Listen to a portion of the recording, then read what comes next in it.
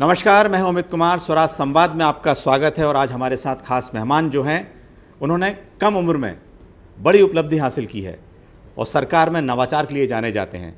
हमारे साथ मौजूद हैं विश्वास कैलाश सारंग जी। बहुत बहुत स्वागत है आपका। सवाल ये है कि जैसे नवाचार जो है इस समय चर्चा में बना हुआ है मध्य प्रदेश में कि मेडिकल की पढ़ाई कभी किसी ने सोचा नहीं था कि क्या हिंदी में हो सकती है, वो भी जो हार्टलैंड है देश का मध्य प्रदेश, वहाँ से शुरुआत हो रही है।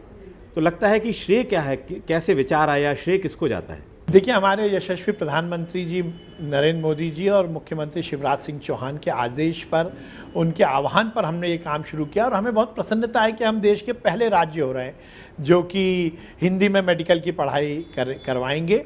हमने निश्चित किया है कि मेडिकल के फर्स्ट ईयर की तीनों सब्जेक्ट एनाटॉमी, फिजियोलॉजी और बायोकेमिस्ट्री को हम अब हिंदी में पढ़ाना शुरू करेंगे पहले साल से। बाकी आगे की किताबें भी बनेंगी। 16 अक्टूबर को हमारे यशस्वी गृह मंत्री अमित शाह जी के कर कमलों से हम तीनों किताबों को विमोचित कर रहे हैं। शिवराज जी भी उस कार्यक्रम में रहेंगे भोपाल में 16 अक्टूबर को लाल परेड ग्राउंड में सुबह 11 बजे।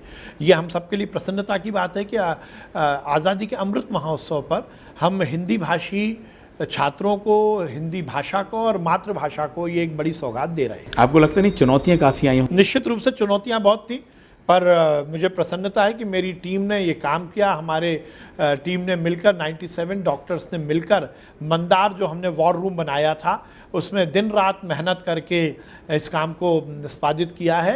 ये हम सबके लिए बहुत प्रसन्नता की बात है। आपको लगता है कि अमित शाह जी के इस शुभारंभ करने से दूसरे राज्य इस नवाचार को अपनाने में कुछ जल्दी हो सकता है? निश्चित रूप से मुझे ऐसा पूरा विश्वास है कि अब बाकी राज्य भी आएंगे और मुझे तो ऐसा लगता है कि जब ये किताबें स्टूडेंट देखेंगे तो ये छात्रों की तरफ से भी दबाव होगा कि बाकी स्टेट्स भी इसको अपनाएं।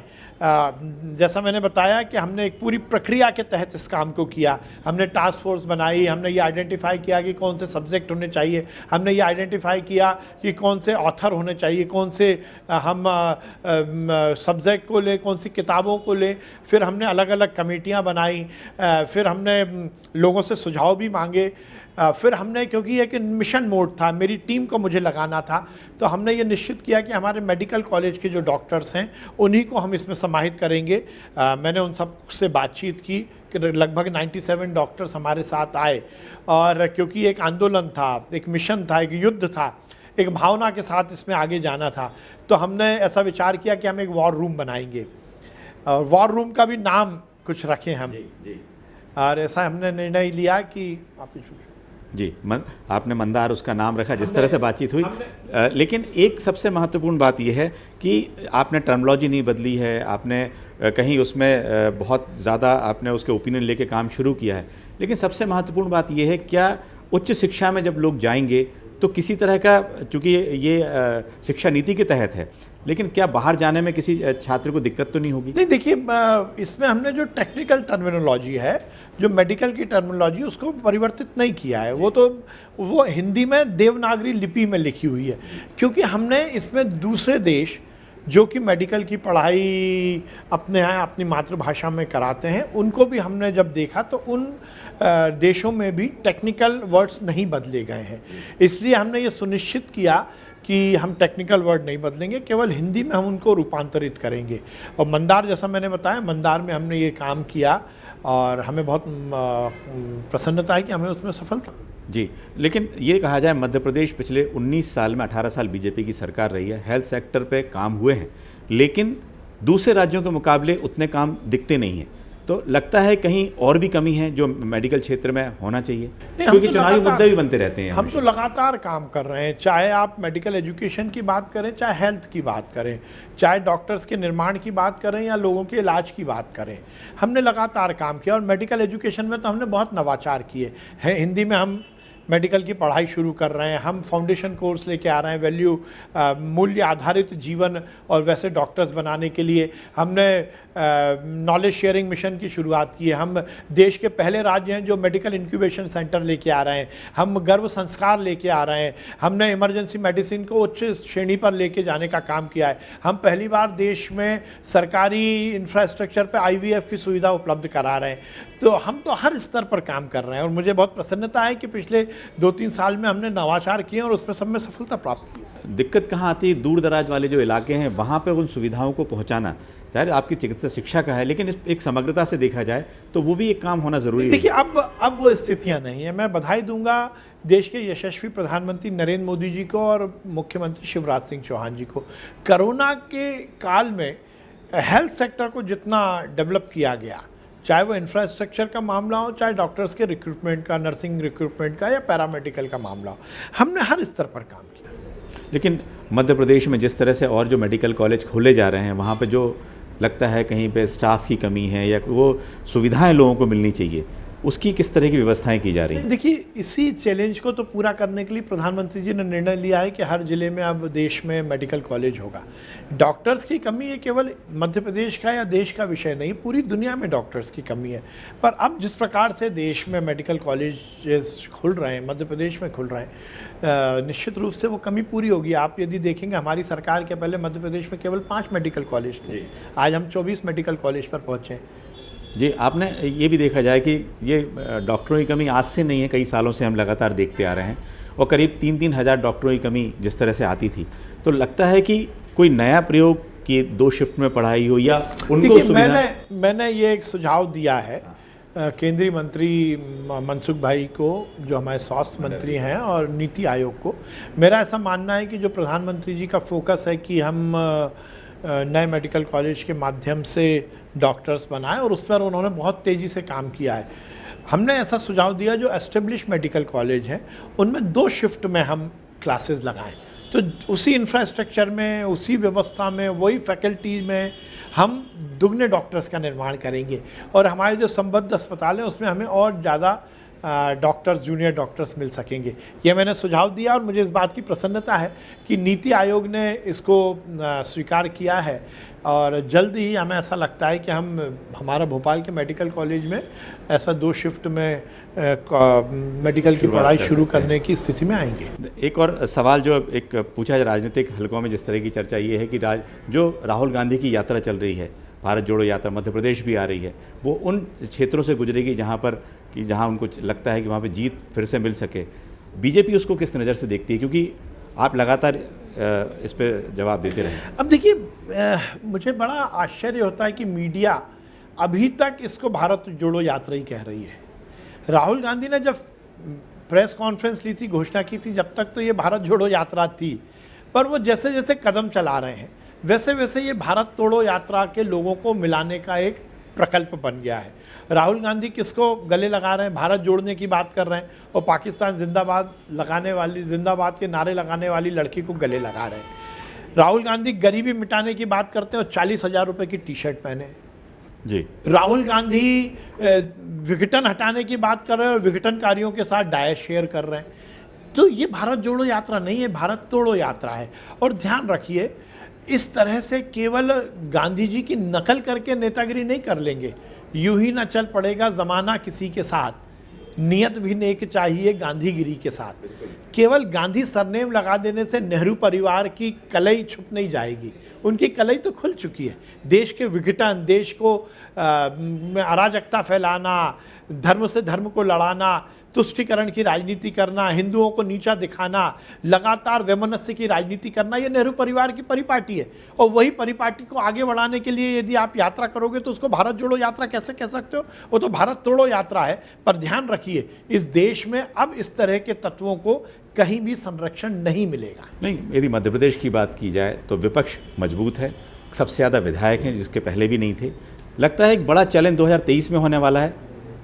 देखिए, वो जिन आप विपक्ष की बात कर रहे हैं वो 2018 के चुनाव के बाद का है, पर उसके बाद उपचुनाव में कांग्रेस बुरी तरह हारी है, नगरीय निकाय के चुनाव में बुरी तरह हारी है।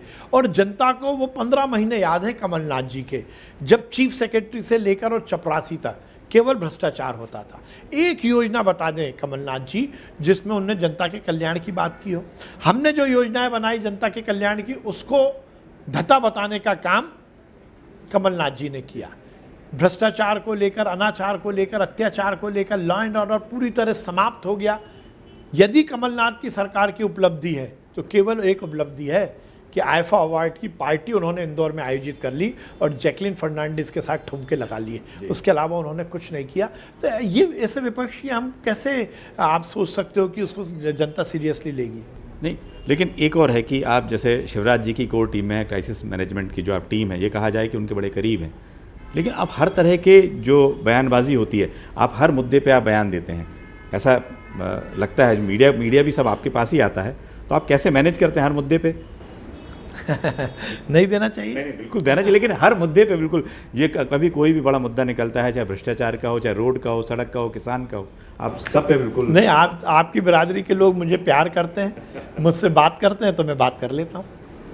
एक चीज़ और देखने में आई है कि जो कांग्रेस की तरफ से उनके नेता कमलनाथ हैं, क्या बीजेपी की तरफ से शिवराज जी बिल्कुल नहीं, इसमें कहाँ कोई बहस की तो बात ही नहीं है। और देखिए, कमलनाथ जी ने तो पद को छीना है, और छीना क्यों है कि 10 जनपद पर सेटिंग है। कहाँ है दिग्विजय सिंह, कहाँ है पचौरी जी, कहाँ है अरुण यादव, सबको घर बिठाने का। अभी लेटेस्ट गोविंद सिंह जी नेता प्रतिपक्ष हैं, वो दिखते हैं आपको कहीं? कमलनाथ जी पैसे के दम पर दादागिरी कर रहे हैं, नेतागिरी नहीं कर रहे, वो नेतृत्व नहीं कर रहे, वो सेठ के रूप में बोली लगा लगा कर कार्यक्रम ले रहे हैं, बोली लगाकर पद लिया, बोली लगाकर अध्यक्ष बने, बोली लगाकर मुख्यमंत्री बने, बोली लगाकर नेता प्रतिपक्ष बने, और बोली लगाकर ही नेता प्रतिपक्ष का पद छोड़ा। तो कमलनाथ और नेहरू परिवार ये तो एक ही सिक्के के दो पहलू हैं। और 10 जनपद पर ड्योढ़ी या नाक रगड़ोगे तो पद मिलेगा, ये कमलनाथ जी ने बताया। क्योंकि अभी जिस तरह से नेतृत्व का जो चुनाव हो रहा है, अध्यक्ष का चुनाव हो रहा है, उसमें दोनों आए थे, खड़गे और अब खड़गे जी ने तो बोल ही दिया कि बलि है, उन्होंने बोल दिया कि बकरे की बलि होने वाली है। अब ये तो स्थापित हो ही गया कि कांग्रेस का जो भी अध्यक्ष बनेगा वो बलि होने के बाद ही बनेगा। और ये भी सुनिश्चित हो गया है कि जो नेहरू परिवार की चमचागिरी करेगा वही। अब थरूर ने क्या कहा कि मुझे तो कोई बुला ही नहीं रहा, मुझसे तो कोई मिलने ही नहीं आ रहा। तो थरूर जी को ये मैं बताना चाहता हूँ, जिस बकरे की बलि होती है उसी की पूजा होती है, उसी को माला पहनाई जाती है, उसी को नहलाया जाता है। तो खड़गे जी की बलि होने वाली है, गर्दन पर बिल्कुल हलाल के लिए अब रखाई दिया है चाकू। अब देखिए जल्दी से जल्द हलाल होने ही वाले हैं। एक और कांग्रेस बड़ा आरोप लगाती है कि जिस तरह से गुटबाजी देख रहे हैं, कभी कांग्रेस में इतनी ज़्यादा हुआ करती, लेकिन अब वो गुटबाजी बीजेपी में है, और वो कहते हैं एक जगह महाराज हैं, नाराज हैं, शिवराज है, इस तरह की बयानबाजी चलती है। लगता है कि बीजेपी में एक, क्योंकि पार्टी का लंबा एक अनुभव हो गया, बड़े नेता हो गए, तो उसका कोई नुकसान हुआ? मुझे नहीं लगता इन तथ्यों में, इस बातों में कोई 2023 में नुकसान हुआ कि नहीं। देखिए, कोई ना मनमुटाव है, ना मतभेद है, ना कोई गुटबाजी है। एक विचार के लिए हम राजनीति कर रहे हैं, एक विचार के पोषण के लिए हम राजनीति कर रहे हैं। तेरा वैभव अमर रहे माँ हम दिन चार रहे ना रहे, मूल वाक्य के साथ राजनीति कर रहे हैं। अब गालिब ने कहा है, गालिब मन बहलाने को गालिब, ये ख्याल अच्छा है, वो मन बहलाते रहें। 23 में भी हम सरकार बनाएंगे। ज्योतिरादित्य सिंधिया जी हमारे नेता हैं, शिवराज सिंह चौहान जी हमारे नेता हैं, नरेंद्र तोमर जी हमारे नेता, हम सब हमारे, कहीं किसी में मतभेद नहीं है, कहीं में मतभेद नहीं है। ये उनके मन की ठंडक है कि हम में भेदो, वो ये बात सोचते रहे। हम तो अपना काम कर रहे हैं, विकास और कल्याण की राजनीति। क्योंकि अभी बीजेपी ने कहा अभी कि भाई मोदी जी के चेहरे पे ये चुनाव 2023 का चुनाव है, लड़ा जाएगा। हाँ, तो नहीं तो वो मोदी जी तो हमारे नेता है, और मोदी जी अब हमारे नेता नहीं है। आप ये बताइए कि अमेरिका के प्रेसिडेंट के चुनाव में जब मोदी जी का चेहरा रहता है तो हमारे चुनाव में क्यों नहीं रहेगा? भाई नेता है, वो वैश्विक नेता है। उन्होंने इस देश में स्थापित किया है कि प्रधानमंत्री किस ढंग से पॉपुलर हो सकता है, और निश्चित रूप से वो नेता है, हमारे पालक ही, हम सबके लिए फख्र की बात है। नहीं, केमिस्ट्री अभी हम लोगों ने कल जो महाकाल लोक में जिस तरह से शिवराज जी और मोदी जी में जो केमिस्ट्री थी सबने देखी, बहुत बढ़िया थी, लेकिन उसके बाद भी अभी संशय बना हुआ है, ऐसा ना हो नया चेहरा। नहीं, मुझे नहीं लगता। ये आप मीडिया का स्पेकुलेशन है, मीडिया की अवधारणा है, और क्योंकि आप लोग ये नहीं करोगे तो फिर कैसे चलेगा चैनल, और कैसे? चलिए, हम लोग भी सुनते हैं, नेताओं से ही सुनते हैं या सूत्रों से खबर आती है। कौन से नेता से सुनते हैं मुझे नहीं मालूम। जी देखिए, राजनीति में इस तरह की कोई केमिस्ट्री का कहीं कोई स्थान नहीं है। ये सब स्पेकुलेशन है, मीडिया की खबरें हैं, और इसमें कहीं कोई तथ्य नहीं है, सब कुछ अच्छा है। आपके जो पिता थे, उन्होंने बीजेपी के लिए, खासतौर से मध्य प्रदेश के लिए उन्होंने बहुत बड़ा काम किया। संस्थापना जो यहाँ हुई उससे लेकर लगातार वो रहे। आपको लगता है लोग कंपैरिजन आपका उनसे करते हैं? नहीं, मैं तो देखिए उनके सामने कुछ हुई नहीं, मेरी हैसियत नहीं है। वो तो बहुत बड़े आदमी थे, मैं तो तुच्छ हूँ, बहुत छोटा हूँ। मेरे पिताजी से कोई तुलना हो ही नहीं सकती। वो बहुत बड़े नेता थे। मैं तो उनके सामने कुछ भी नहीं हूँ और ता जिंदगी नहीं बन पाऊंगा। मैं उनके पैरों की धूल भी नहीं हूँ। वो बहुत महान नेता, कार्यकर्ता, लेखक, खिलाड़ी, कवि, शायर, समाज के नेता, बहुत अच्छे पति, बहुत अच्छे पिता। वो क्या नहीं थे, उनसे मेरा कोई क्योंकि आपने इंजीनियरिंग की, उसके बाद राजनीति में आने का कैसे एकदम विचार आया कि युवा मोर्चा से आपने शुरुआत की थी, लेकिन 93 में आप अचानक राजनीति में कैसे शुरुआत हुई? घर परिवार में माहौल था इस तरह से? हाँ, निश्चित रूप से उसका मेरा सौभाग्य है कि मैं उस परिवार में पैदा हुआ जिसने सार्वजनिक क्षेत्र में बहुत काम किया, देश के लिए काम किया। संघ के स्वयंसेवक के रूप में मेरे पिताजी, मेरे चाचा जी ने काम किया। मेरे पिताजी जिस दिन मैंने होश संभाला उस दिन से बहुत बड़े नेता थे। मेरे चाचा जी संघ के प्रचारक थे और इस देश के लिए, समाज के लिए सर्वस्व निछावर करने वाला हमारा परिवार। तो मैं तो उसी परिवार में जब आगे बढ़ा तो ये मेरा सौभाग्य है कि मुझे ये व्यवस्था को चुनने का मौका मिला है। एक राष्ट्रीय स्वयंसेवक संघ के स्वयंसेवक के रूप में मैं समाज की सेवा करने का बीड़ा मैंने उठाया। भारतीय जनता पार्टी के छोटे से कार्यकर्ता के रूप में मैं काम कर रहा हूँ। मैं कोई नेता नहीं हूँ, अभी तो मैं नेता नहीं बना, मैं मानता भी नहीं हूँ कि मैं नेता हूँ, ना मेरे में इतनी क्षमता है। मैं तो भाजपा का एक छोटा सा कार्यकर्ता हूँ। भगवान की कृपा बनी रहे और इस कार्यकर्ता की जो जिम्मेदारियाँ मैं उसका निर्वहन कर सकूँ, यही मेरा विचार है और यही भगवान से प्रार्थना है। जी, आप युवा मोर्चा के अध्यक्ष रहे, उसके बाद आप 3 बार विधायक में आपको जो मंत्री पद भी आप रहे, कैबिनेट के कई आपको विभाग भी मिले, उसमें भी आपने काम किया। तो लगता है कि जो आज के युवाओं को कोई ऐसा संदेश है कि वो भी आप जैसे तरक्की कर पाएँ इतने कम समय में? देखिए, मैं इसको तरक्की नहीं मानूंगा, पर मुझे ऐसा लगता है कि निश्चित रूप से युवाओं को राजनीति में इंटरेस्ट लेना चाहिए, क्योंकि हम लोकतांत्रिक देश में रहते हैं। लोकतंत्र में यदि हम धुरी देखेंगे तो वो राजनीति ही है। तो राजनीतिक क्षेत्र में यदि अच्छे लोग आएंगे, पढ़े लिखे लोग आएंगे, देश के लिए कुछ करने वाले लोग आएंगे तो राजनीति सुधरेगी।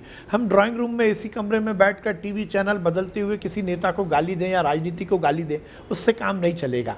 बल्कि हमें राजनीति में एक्टिवली पार्ट लेना चाहिए और ये सुनिश्चित करना चाहिए कि देश की राजनीति में शुचिता आए, देश की राजनीति में स्वच्छता है, देश की राजनीति में हम सब मिलकर समाज के लिए कुछ करें। तो युवाओं को आना चाहिए, आगे आना चाहिए। नहीं, तो उसके लिए संगठन को जिस तरह से नए युवा आ रहे हैं, जब तक लोग उनको मौका नहीं देंगे तो कैसे? हमारे यहाँ तो दिया जाता है। देखिए, आप अटल बिहारी वाजपेयी, लाल कृष्ण आडवाणी जी, आप इनका इतिहास देखिए। ये बड़े नेता युवावस्था बने। शिवराज सिंह चौहान हुआ भारती, प्रमोद महाजन युवावस्था में, नरेंद्र सिंह तोमर, मैं खुद युवा मोर्चा से हूँ, कमल पटेल युवा मोर्चे से। लाइन है भारतीय जनता पार्टी। अब देखिए, ये भारतीय जनता पार्टी कोई नेहरू परिवार जैसी नहीं है कि एक ही युवा, कौन? राहुल गांधी।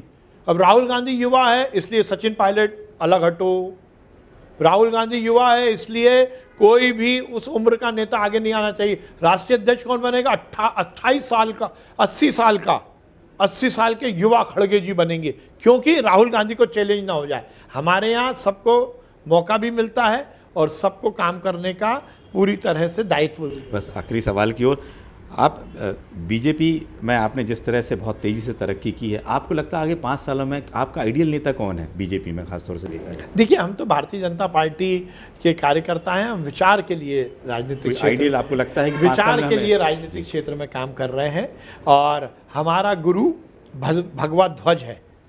हम भगवा ध्वज को अपना गुरु मानते हैं और उन्हीं उस भगवा ध्वज की लाज, उस भगवा ध्वज के नीचे उसको हाथ में थाम कर इस समाज की सेवा, इस राष्ट्र की सेवा करें, यही हमारा संकल्प है। ये थे विश्वास कैलाश सारंग जी, जिन्होंने बड़ी बेबाकी से और साफगोई से पूरी बात कही और ये कहा जाए कि आप जो नए काम, नवाचार शुरू कर रहे हैं उसके लिए आपको बहुत बहुत शुभकामनाएं। और बस ये प्रोग्राम यहीं तक, अगले हफ्ते फिर हाजिर होंगे किसी नए मेहमान के साथ। नमस्कार।